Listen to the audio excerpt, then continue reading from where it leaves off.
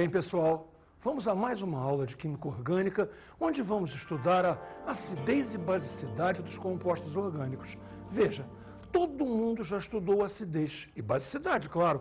Na química inorgânica, nós precisamos adaptar o conhecimento de acidez e basicidade às funções orgânicas para fazermos tudo isso no ambiente da orgânica. Então, precisamos de uma boa ambientação para isso. A primeira coisa que vamos fazer é a divisão dos radicais.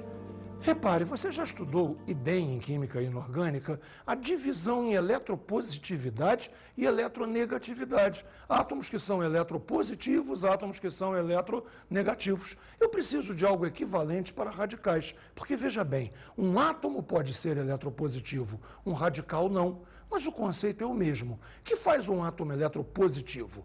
Quer ser positivo, logo ele repele elétrons, joga elétrons para longe dele. Um radical eu vou chamar de elétron repelente. Ao contrário, um átomo eletronegativo, ele quer ser negativo. Se ele quer ser negativo, ele atrai elétrons. Se ele atrai elétrons para um radical, eu vou chamar isso de elétron atraente. Então veja, vê se você compreendeu. Olha só. Um átomo eletropositivo, um radical elétron repelente. Um átomo eletronegativo, um radical elétron atraente. Vamos definir isso tudo e formalizar cada um com detalhes. Me acompanhe. Vamos ver primeiro, então, os radicais elétron repelentes. Radicais elétron repelentes, como o nome indica, repelem elétrons. Se eles repelem elétrons, como eles são equivalentes? São equivalentes a átomos eletropositivos. Claro, já explicamos isso. Eles são constituídos apenas por carbono, hidrogênio e ligações simples. Repare, se há apenas carbono, hidrogênio e ligações simples, bons exemplos: metil, etil, N-propil, isopropil, todos os radicais que já vimos derivados dos alcanos. Bem, vamos ver agora os equivalentes aos elétron atraentes. Para ser elétron atraente, atraem elétrons. Já que eles atraem elétrons, são equivalentes a átomos eletronegativos. E como serão? Terão algum átomo além de CH, que não seja CH. E as ligações? Bem, podem ter uma ligação dupla, uma ligação tripla, uma ligação dativa, ou seja, em termos práticos, guardaremos os elétrons repelentes, somente formados por C, H e ligações simples. Os outros, os que não se encaixarem nesse modelo, serão elétron atraentes. Será que ficou bem claro? Vamos ver agora os efeitos sobre a acidez. Veja, a entrada de um radical produz os seguintes efeitos. Se o radical for elétron atraente, ele aumenta a acidez e, é claro, diminui a basicidade. Já se ele for elétron repelente, ao contrário, ele diminui a acidez e aumenta a basicidade. Eu preciso que você entenda um pouquinho disso na química inorgânica. Na química inorgânica isso acontece também. Tomaremos por base a molécula da água, que, como todo mundo sabe, é neutra, e vamos fazer a entrada de um átomo eletronegativo ou de um átomo eletropositivo. Lembra, lá na química inorgânica são átomos, aqui na química orgânica é que são radicais. Então veja o primeiro exemplo. Temos aqui a molécula da água e aqui uma substituição. Veja, tirei esse hidrogênio e coloquei em seu lugar o cloro. Cloro, você lembra, é um dos átomos mais eletronegativos. O que vai acontecer? Se ele é elétron negativo, atrai elétron. Atrai elétron, aumenta a acidez. Esta fórmula corresponde ao ácido hipocloroso. Um ácido fraco, mas indubitavelmente um ácido. Vamos ver um segundo exemplo, onde vamos puxar a entrada de um sódio.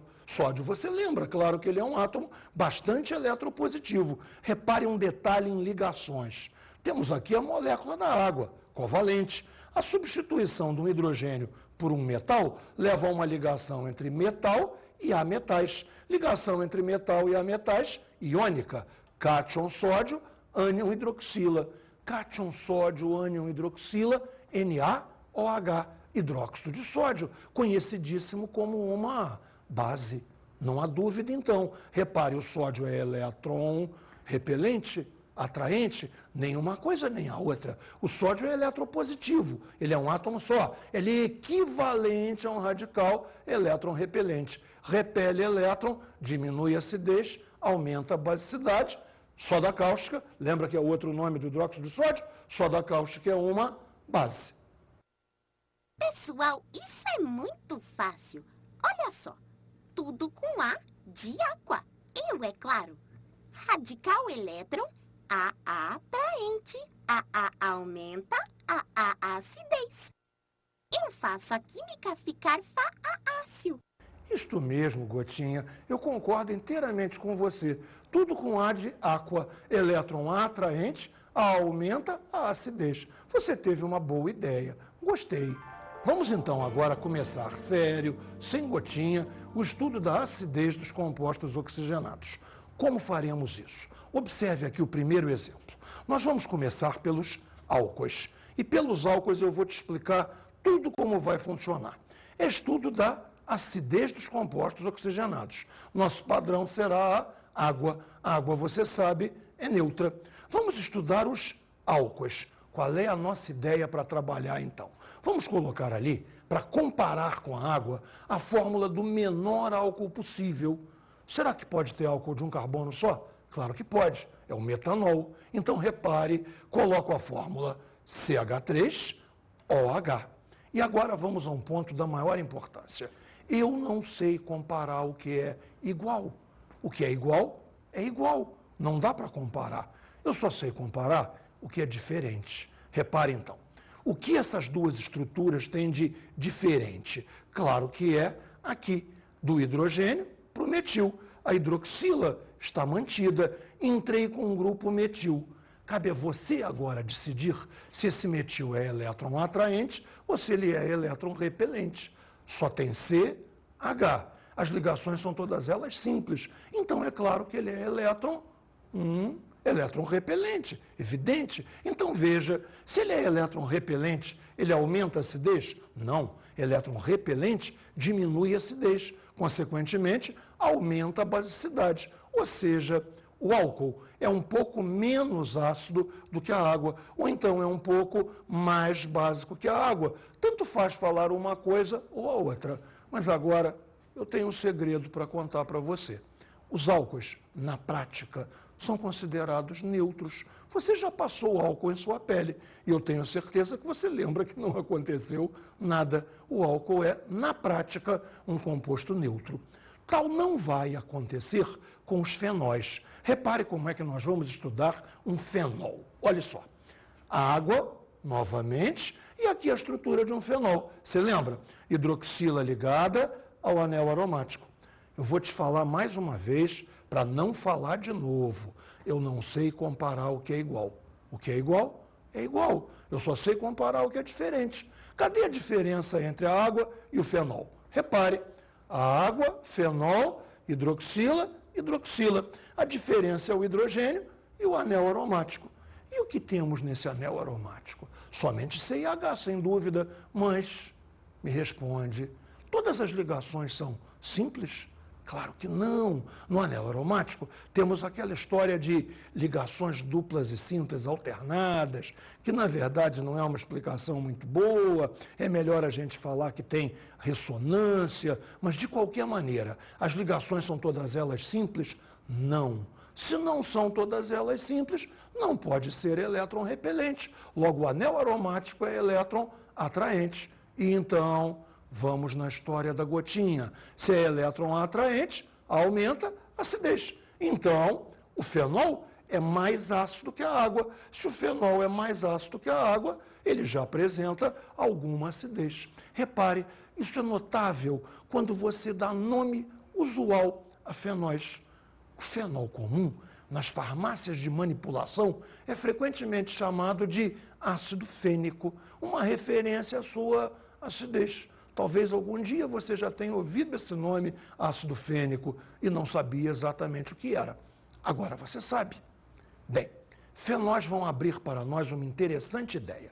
Observe, eu vou apresentar a você um dos grupamentos mais elétron atraentes que existem, o grupamento nitro.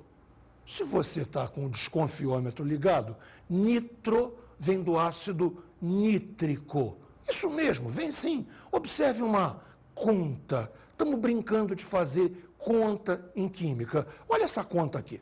HO nós conhecemos, é a hidroxila. Para chegar no ácido nítrico, o que eu precisaria somar? H já temos. N eu tenho que ter aqui. Um O com 2 Os, 3 Os. Acertei. Para obter o ácido nítrico, eu tenho que juntar uma hidroxila e um grupamento NO2. É esse grupamento NO2 que nós chamamos de nitro. Então, repare, se você pegar um hidrogênio da água, retirar, substituir por um grupamento nitro, você tem o ácido nítrico, um ácido muito forte. Logo, esse grupamento nitro tem uma imensa força para aumentar a acidez. Ele é extremamente eletroatraente. O que vai acontecer se eu pegar a molécula do fenol e sair brincando de colocar grupamentos nitro nela? Observe, olha aqui. Nós temos aqui um grupamento nitro, aqui um grupamento nitro, aqui ainda outro grupamento nitro, tudo pendurado na estrutura do fenol, o anel aromático e a hidroxila. Bom, primeiro que tudo, como de hábito, vamos dar nome aos bois. Olha só, o carbono que tem a hidroxila será o carbono de número 1, consequentemente 2, no 3 não tem nada, 4, no 5 não tem nada, 6, ou seja, vê se você acompanhou o nome. 2, 4, 6, trinitrofenol. Ao falar fenol, você reparou que eu já falei a hidroxila. Eu só dei ênfase aos substituintes. E o que ocorre se você tem estes substituintes? A molécula do fenol já tinha uma certa acidez. Entrando um grupamento nitro, outro, isto aí aumenta e muito a acidez. O ácido pícrico é o outro nome deste ácido. É um ácido muito forte. Acredite se quiser, ele tem acidez comparável à do ácido sulfúrico. Espera um instantinho. Talvez eu tenha, mais uma vez, feito o que um monte de gente faz, induzido você a errar. Ele é um ácido forte, não quer dizer que seja corrosivo. O fato do ácido sulfúrico ser forte e ser também corrosivo é coincidência. Ele é apenas um ácido forte, se ioniza muito. Não tem a corrosividade que o ácido sulfúrico tem, ok? Mas é um ácido muito forte, é isso que eu quero que você lembre. E, funcionalmente, não é um ácido, é um fenol. Bem, estamos falando tanto em ácido que está na hora. Vamos estudar agora os ácidos carboxílicos. Veja, o primeiro exemplo eu vou me sentir até meio mal explicando a você, mas tenho que fazer. Prepare-se para algo emocionante. Vou te demonstrar que os ácidos são ácidos. Repare, nos ácidos carboxílicos, você fez a substituição na molécula da água e puxou aqui, veja, a hidroxila está aqui, entrou esse grupo que aqui está em verde, HCOO, uma carbonilaldeídica. Uma carbonilaldeídica, junto a uma hidroxila, temos aqui o metanoico, o menor dos ácidos. Este grupamento aqui não tem uma dupla, não tem um oxigênio, veja bem, ele tem um átomo que não é nem C nem H, tem o átomo de oxigênio, tem uma ligação dupla. O que aconteceu? Esse grupo é elétron atraente. Lembre da gotinha. Se é elétron atraente, aumenta a acidez. Demonstramos emocionantemente que os ácidos são ácidos. Bem, é claro que não é isso que nós vamos estudar. O que temos que ver então? Nós precisamos comparar os ácidos entre si. Cuidado agora com a linguagem. Eu não vou dizer que o ácido tal é mais ácido que o ácido tal. Eu vou dizer a palavra ácido 3 vezes em uma frase só. Eu vou dizer então que o ácido tal é mais forte que o ácido tal. Crio o conceito de força ácida. Então vamos lá. Vamos agora comparar 2 ácidos monocarboxílicos. A água sai de cena e eu comparo o menor ácido carboxílico com o imediatamente superior a ele. Me veja na imagem. Repare, temos aqui o metanoico, um carbono só. Criamos aqui o etanóico, 2 carbonos. Repare, substituiu o hidrogênio por um grupamento metil. Grupamento metil localizado aqui em vermelho. Bem, o metil, como você lembra, é elétron repelente. Se é elétron repelente, diminui a acidez. Se diminui a acidez, ficou menos ácido. Então, peraí. O etanóico de 2 carbonos é menos ácido que o metanóico de um carbono só. Ou seja, ele é um ácido mais fraco. E se eu passar para um ácido de 3 carbonos?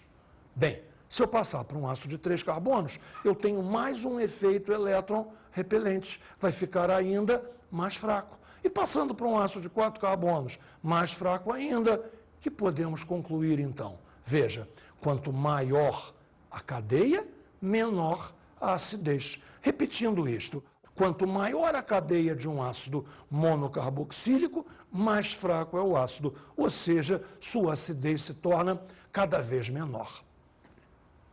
Vou te provocar. Agora eu vou te provocar. Me diz uma coisa.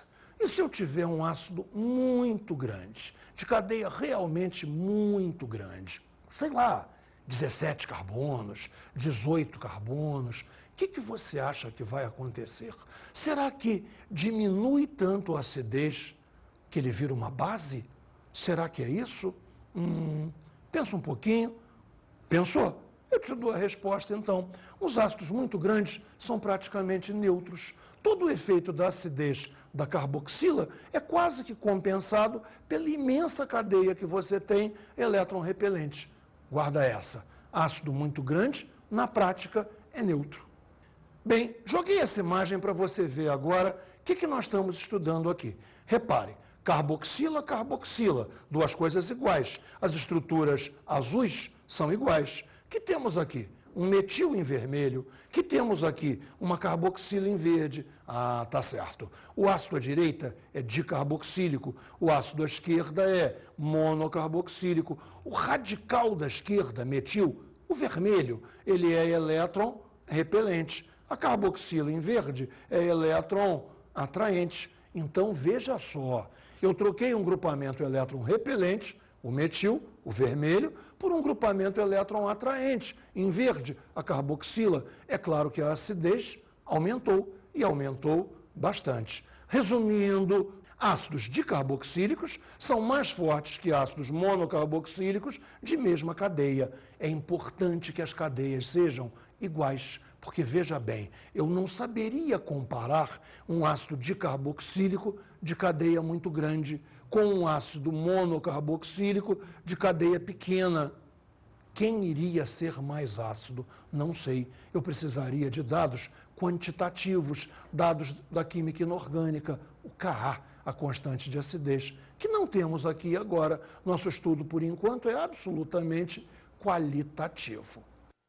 A alfa-substituição. Bom, primeiro a gente precisa saber o que é carbono alfa. Carbono alfa é o carbono vizinho da carboxila, ok? Você tem a carboxila, o carbono do lado se chama carbono alfa. Bem, e daí? E daí observe o seguinte, se um grupo elétron atraente para aumentar a acidez, entra no carbono alfa, aumenta muito a acidez. A jogadinha é o muito. Veja, se a substituição fosse no carbono beta, peraí, professor, o senhor não explicou o que é carbono beta. Claro, mas eu não preciso, você é esperto. Carbono beta é o que vem depois do alfa.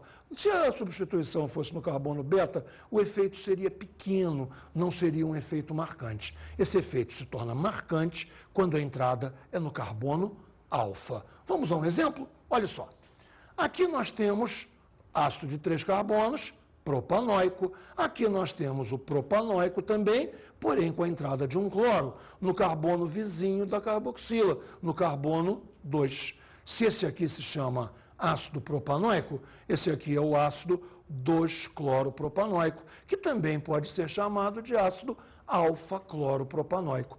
Ele é muito mais ácido que o propanóico. A entrada daquele cloro ali dá um negócio todo especial à molécula. Eu crio um efeito elétron atraente, saio puxando elétrons aqui e facilito a saída desse hidrogênio. Você lembra que para ser um ácido é preciso que o hidrogênio possa sair.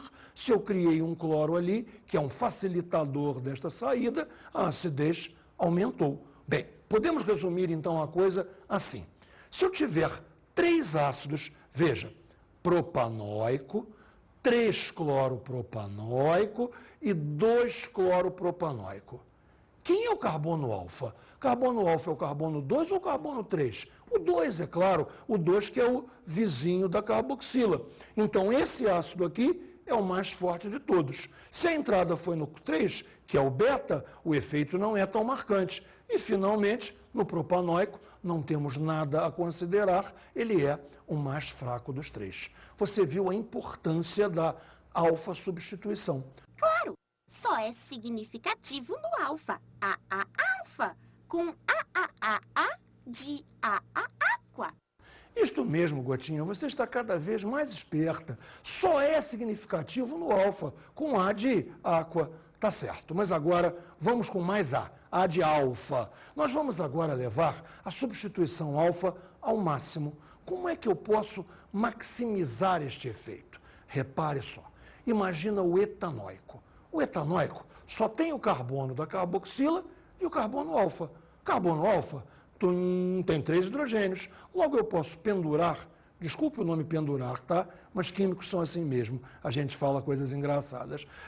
Eu vou pendurar 3 cloros nesse carbono. Repare como, observa aqui, está aqui o etanóico, um cloro, outro cloro. Todos os cloros trabalhando no carbono alfa. Eu tenho então o ácido tricloroetanóico. Eu preciso numerar para dizer aonde estão esses cloros? Claro que não, só poderiam estar ali. Então, prescindimos desses números, chamamos de ácido tricloroetanóico ou então tricloroacético. Este é um dos ácidos mais fortes da química orgânica. Potencializamos a alfa-substituição ao máximo. Temos 3 cloros, todos 3 no carbono alfa, o que nos gera um ácido muito forte. Ok? Será que você entendeu bem esse efeito alfa? Bem, vamos ver agora a basicidade dos compostos nitrogenados. Repare por que é preciso que a gente veja isso. Terminamos a acidez dos oxigenados. Vamos agora pegar a basicidade dos nitrogenados. Qual é o nosso ponto de partida? Não é mais a água. Nosso ponto de partida agora é a amônia. Me acompanhe aqui na imagem para estudarmos a amônia. Repare. NH3, conhecido, fórmula manjada, mas o que eu quero ver é outra coisa. Nitrogênio. Nitrogênio, você lembra, é um elemento do grupo 5A. Se é do grupo 5A, tem 5 elétrons, precisa fazer 3 ligações. E fez um hidrogênio, um hidrogênio, um hidrogênio. A contabilidade que eu preciso não é essa. Ele tinha 5 elétrons, emparelhou com 3 hidrogênios, logo usou 3 de seus elétrons, sobraram 2 então. Moral da história, a amônia tem um par de elétrons não ligantes, um par de elétrons que pode vir a ser usado para fazer outras ligações. Veja, está representado ele aqui. Este é o par de elétrons não ligante que a amônia tem. É neste par que tudo vai acontecer. Este par define a química da amônia. Como? Repare só. Se você tem amônia, naquele par ali, pode ser recepcionado um H+. Um H+, que veio de um ácido, pode se grudar ali, gerando um interessante cátion, que a gente vai chamar de cátion amônio. Veja na imagem. O cátion amônio tem nitrogênio ligado a 4 hidrogênios. Nelson, cadê o par de elétrons? Está aqui, só que ele era um par não ligante e ele agora é um par ligante. Está ligando o hidrogênio que veio do ácido. Bem, e esse hidrogênio que veio do ácido, você lembra, ele era H+. Juntamos NH3 a um H+, juntando tudo, NH4+, cátion amônio. Vou te ensinar um truquinho, talvez você já saiba, mas nunca é demais lembrar, para você não confundir amônia com amônio. Qual é o truquinho? Amônia, a substância, feminino. Amônio, o cátion, o íon, masculino. A amônia, a substância. O amônio, o íon. Fica muito fácil para lembrar assim. Bem, e daí? Já que nós começamos na amônia, vamos passar para as primas da amônia. Quem são as primas da amônia? Você lembra lá em funções? São as aminas. Veja só aqui uma amina. As aminas são as bases orgânicas. São elas que têm a basicidade que nos interessa. Observe a ordem de basicidade das aminas. As mais básicas de todas são as secundárias, depois a primária, depois a amônia e, por último, a terciária. Caramba! Não era o caso dessa terciária ser a mais básica de todas? A terciária não tem 3 radicais, 3 grupos elétron-repelentes? Ela não devia ser a mais básica de todas? Bem, devia, mas não é não. Acontece uma coisa meio inesperada, que eu vou te mostrar na imagem. É algo em que a gente não tinha pensado. Repare uma coisa, para a amônia ou para a amina, para qualquer composto nitrogenado funcionar como uma base, ele tem que recepcionar o H+, que vem do ácido. Observe a amina terciária. Repare, escolhemos a trimetilamina, que tem 3 grupamentos metil, todos 3 elétron-repelentes, representados em vermelho. Se eles são elétron-repelentes, repelem elétron. Se eles repelem elétron, ficam positivos. Que temos, então? Um grupo positivo, um grupo positivo, um grupo positivo e o H+, que obviamente é positivo, querendo entrar. O que nós vamos ter? Uma enorme repulsão entre esses 3 grupos positivos e o H+. Isso aí ajuda o H+ a entrar? Muito pelo contrário, o joga para longe, o joga para fora da molécula da amina terciária. E a amina terciária acaba sendo, então, a mais fraca de todas, mais fraca do que a própria amônia. Compreendeu? Bem, o que mais que temos de importante nos nitrogenados? Vamos ver as amidas. As amidas são uma classe não tão importante assim, mas nesse estudo precisamos vê-las, porque elas têm uma característica muito interessante. Observe então a característica. As amidas são neutras, são intraneutralizadas. Veja aqui o desenho, repare. RC dupla O ligou, em verde você tem a parte ácida da amida. E aqui você tem um grupamento NH2, que eu coloquei em vermelho, para te lembrar que é a parte básica da amida. Repare, uma parte ácida, uma parte básica. Dentro da mesma molécula temos grudadas diretamente a parte ácida e a parte básica. Um ácido, uma base, a amida é o quê? Neutra. Amidas na prática são neutras e eu vou te ensinar um truquinho. Às vezes aparece em prova que a amida é salina. Salina? É, salina. Repare só, ácido mais base não dá sal mais água? Não é essa a reação mais manjada de toda a química? Ácido mais base, sal mais água? Se na amida eu peguei uma parte ácida e uma parte básica, a amida é dita salina. É verdade uma coisa, a maioria das amidas chega a ter um gostinho de sal. Repare. Nesse tema de neutralização dentro da molécula, precisamos ver um exemplo muito interessante, muito importante, que são os aminoácidos. Repare só a estrutura de um aminoácido. Você tem aqui à direita a carboxila. Você tem aqui à esquerda, pendurado no carbono alfa, um grupamento NH2. E daí? E daí o seguinte, que o aminoácido vai funcionar como ácido ou como base, dependendo do meio em que ele se encontrar. Do meio? Sim, repare. Se você coloca um aminoácido num meio ácido, ele vai funcionar pelo grupamento NH2. Ele vai funcionar como se fosse uma base. Agora, se você o coloca num meio básico, ele vai funcionar como se ele fosse ácido. Ele vai funcionar pela carboxila. Moral da história. Aminoácidos reagem sempre. Independente do meio ser ácido ou do meio ser básico, a reação dele ocorrerá. Ele se adapta ao meio. Isso é uma característica muito interessante que, na prática, só os aminoácidos têm. Precisamos de um fechamento e vamos para esse fechamento agora. Repare, vou colocar na imagem para você uma ordem geral de tudo que nós vimos, uma ordem geral de acidez dos compostos orgânicos. Veja lá comigo na imagem. Aminas são as bases orgânicas.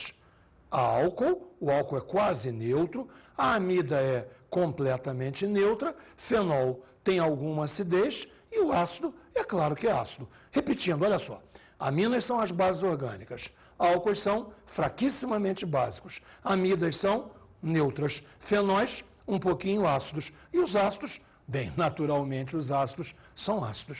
Precisamos então agora, bem, o pessoal da produção preparou para nós uma pesquisa sobre o que as pessoas sabem sobre uma tal de serotonina, um composto interessantíssimo ligado a chocolate. E chocolate eu gosto sempre. Vamos à pesquisa.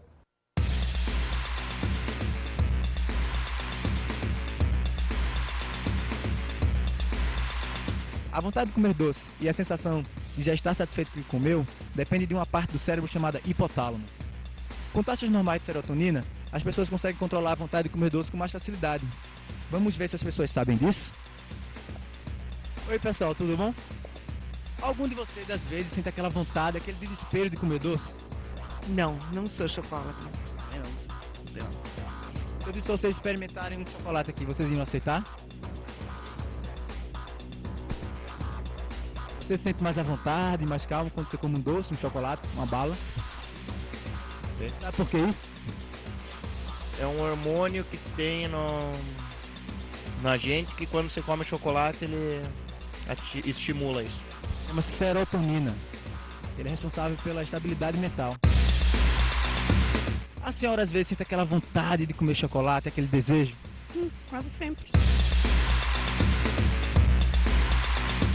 Se sente mais tranquila?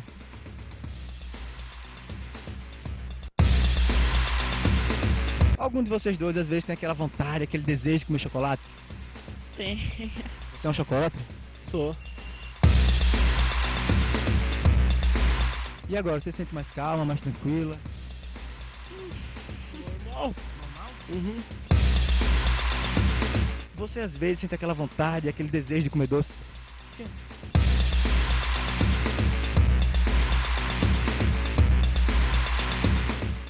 Você se sente mais tranquilo, mais sossegado? Mas bem melhor, né? Tá bom. Uhum. Sabia que o chocolate contém uma substância que chama serotonina? E essa substância faz com que a gente fique tranquila, que ela é responsável pela estabilidade mental? Mas não chega a ser uma droga, né? Não, é uma substância. Não é uma droga, ela é nociva. Faz com que a gente sente vontade de comer doce, sabia? Não sabia. A serotonina, então, está muito ligada a você estar feliz ou não. Por exemplo, da pesquisa, da enquete do chocolate. Se você come chocolate, chocolate é uma coisa que você gosta, a produção de serotonina aumenta e você se sente feliz. Veja um interessante exemplo sobre como funciona isso tudo. Olha só na imagem. A serotonina é um composto orgânico presente no tecido cerebral e é responsável pela estabilidade da mente. Quantos grupos básicos e quantos grupos ácidos a fórmula estrutural da serotonina apresenta? Bem, para isto precisamos olhar a fórmula estrutural. Então veja lá que coisa interessante. Um anel aromático com uma hidroxila presa nele. Anel aromático com hidroxila, fenol. Fenol, grupo ácido, uma pequena acidez, coisa fraca, mas um grupo ácido. Aqui, NH, repara, esse nitrogênio está fazendo uma simples, uma simples, uma simples. Está fazendo as três ligações simples. Então, ele tem um par de elétrons disponível. Ele tem um par de elétrons não ligantes. Acostume a pensar sempre assim. Isto é que vai decidir a química dos nitrogenados. Se tem um par de elétrons não ligantes, pode receber um H+. Se pode receber um H+, é uma base. Aqui já está mais fácil. NH2. Todo mundo está acostumado a associar NH2 à basicidade. Então, como é que ficamos nessa história? Dois grupos básicos. Aqui, neste NH, e aqui, neste NH2. E um grupo ácido, uma hidroxila fenólica. Ou seja, resumindo, serotonina tem dois grupos básicos e um grupo ácido. Valeu? Vamos ver um interessante exercício. A não proliferação de bactérias em meios ácidos é um recurso usado na conservação de alimentos que não sejam predominantemente proteicos. Baseado nesse princípio, o composto usado como conservante é, e veja uma sequência impressionante de fórmulas que temos aqui. C6H5, anel aromático, CH2OH, hidroxila ligada a carbono saturado, álcool, CHO, na verdade C dupla OH, isto é um aldeído. C, dupla O, NH2, isso aqui é uma amida. C6H5, anel aromático, NH2, isso aqui é uma mina. Achamos a resposta. C6H5, CO2H, C dupla O, OH. Encontramos uma carboxila, ou seja, temos um ácido carboxílico que tem a característica ácida que faz o ácido ser um conservante de alimentos não proteicos. Fechamos essa ideia, fechamos essa aula e eu vou te dar agora as minhas dicas de estudo.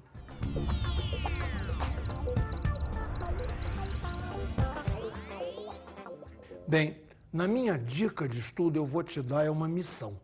Você vai passar a ler rótulo de tudo que você comer. E você vai encontrar lá sempre escrito conservante. Agora você já sabe o que é um conservante. Um composto ácido para impedir a proliferação de bactérias. Consequentemente, você vai ver o conservante, olhar o nome, pesquisar a fórmula e descobrir por que ele é um ácido. Assim, a química orgânica vai cada vez mais entrando em sua vida e você vai estar estudando quando não pensa que está estudando.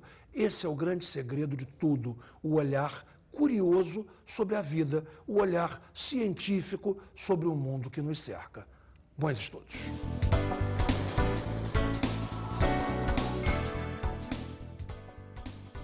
Na aula de hoje, vimos a acidez dos compostos oxigenados, que são os álcoois, os fenóis e os ácidos.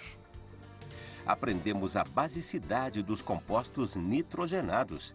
Vimos detalhadamente as aminas e as amidas. Bons estudos!